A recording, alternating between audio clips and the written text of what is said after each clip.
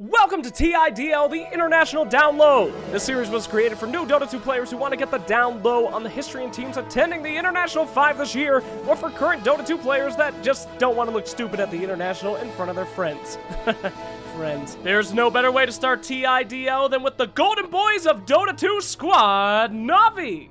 Let me take you back to the twilight years of competitive Dota 1, where the Chinese ruled the competitive scene with an iron fist. Games lasted for hours, with the focus on who could farm more efficiently and who could slowly chip away at the towers without actually having to team fight. It was a time where patience, planning, and endurance were king, and the casters would watch golf tournaments during pauses to try to get excited. That was until the Russians showed up. Like a raging circus bear in a china shop, Team DTS, the precursor to Navi squad, crashed into the scene brutally and unexpectedly, taking the meta of the time and plowing through it like a bottle of vodka on a Monday morning. Pre-Navi's playstyle was quite effective. See enemy, kill enemy. The Russian powerhouse had no mercy, seemingly no plan, and no regard for their own safety. What was once a scene of the 20-minute first blood became 4 heroes diving the enemy fountain at the 4-minute mark. Navi didn't give a shit and quickly became scene favorites because of it. Soon, key players from DTS, Dendi, and Artstyle would move to the already formed Navi squad, bringing their in-your-face ass-kicking plays and rabid fans with them to a already experienced group of gentlemen. With Xbox leadership and DTS's insanity, it was a recipe for carnage. Then came Dota 2 and the International, where Navi set out to do the impossible, actually defeat the dominant Chinese team eHome and bring down Dota 2's meta with it. Through insane, in-your-face, high-risk plays and balls-to-the-wall action, Navi rolled through TI1 like Jack Burton rolled through Little China and achieved an unbelievable and undeniable victory, and the love of the community at large along with it. But that, ladies and gentlemen, was just the beginning.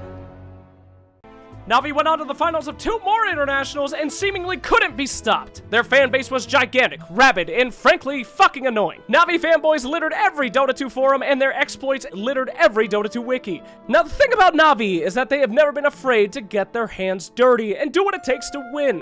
At TI3 they actually exploited a bug where they would teleport Pudge back to base after hooking somebody with Chen into their own fountain, forcing Ice Frog to actually change the way Hook works in the game of Dota 2. By killing the position 1 carry over and over in this manner, they were actually able to win their game and make one of the most exciting and hilarious Dota 2 matches to date. You see, Navi doesn't care. Navi is there to win, and Navi does. Now don't make the mistake that Navi's willingness to do whatever they want is a sign of lack of skill. They were the best collection of high-skilled individual players working as a team in the history of Dota 2, which made their lone wolf high-risk playstyle work out in the end 9 times out of 10. No other team in Dota could tower dive and gank and expect its members to get in right behind them, and no other team in Dota would make it out of that situation alive. It was in fact Navi who performed the most celebrated and remembered team fight in all of TI history, simply known as the Play. Take a look. Patience from Zoe, waiting in the wing. Navi's about to be caught. Oh, there's the sleep, the surge. He catches everyone. Oh, this could be a total disaster. Vacuum in. Ravage on everyone. The black hole as well. Light of Heaven turns it around. Ravage as well. Stolen by Dendi. Are you kidding me? They turn it around. 4 heroes dead. 5 heroes dead.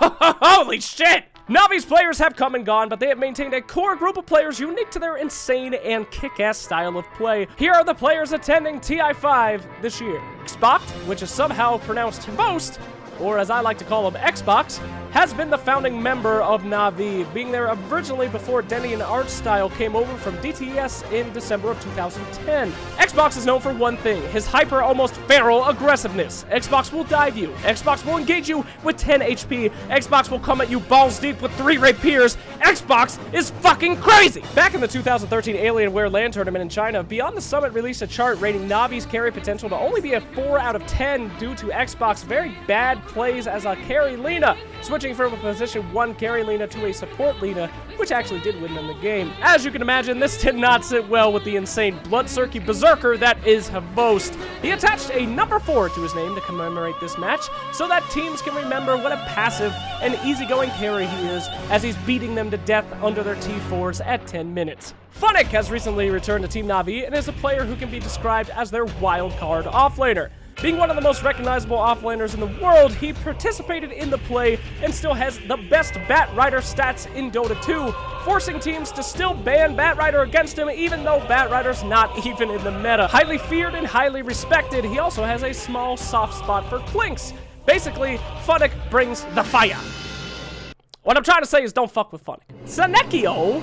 That can't be right. Is Team Navi's support and has one of the hardest jobs in Dota 2, keeping these insane bastards alive. Some say that he's the sole reason for Navi getting out of their recent slump post-TI with his dedicated and almost perfect supporting. He is recently known for his Winter Wyvern skills, playing it nearly flawlessly and getting his boys out of horrifically unwinnable situations. We have not heard too much from this guy yet, but you wouldn't expect him to have much free time with the chronic PTSD that he must suffer. Archstyle is Navi's captain and one of the two that moved over from DTS in the beginning of Navi's formation to do the impossible at TI1. He is the rock of the team and one of the only people in Navi's history that is able to actually control and direct the almost meth head-like aggression of Xbox and Dendy. Not to say Archstyle isn't out of his mind either. This is the guy who beat the Chinese by basically ramming his head against their door until it broke open a TI1 win. Suffice it to say, you can think of Archstyle as a Mad Max villain. He keeps all the bloodthirsty bandits together, but he is probably crazier than all of them. Former Navi player Puppy says it best. A typical Archstyle play is one where he just goes in 1v4, kills half of them, and gets out alive.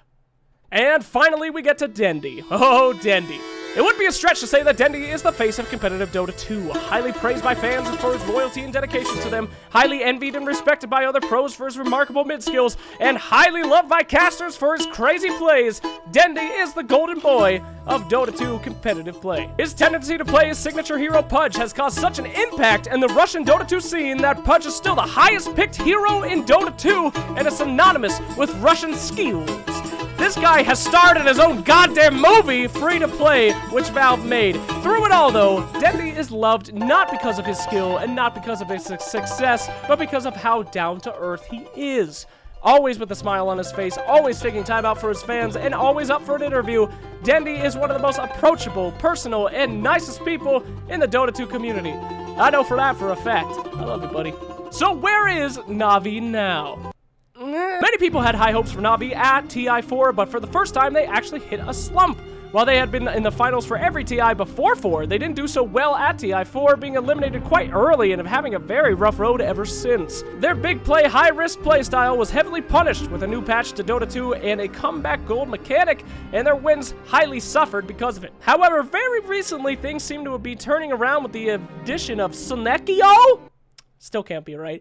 And his skills at keeping his bears alive.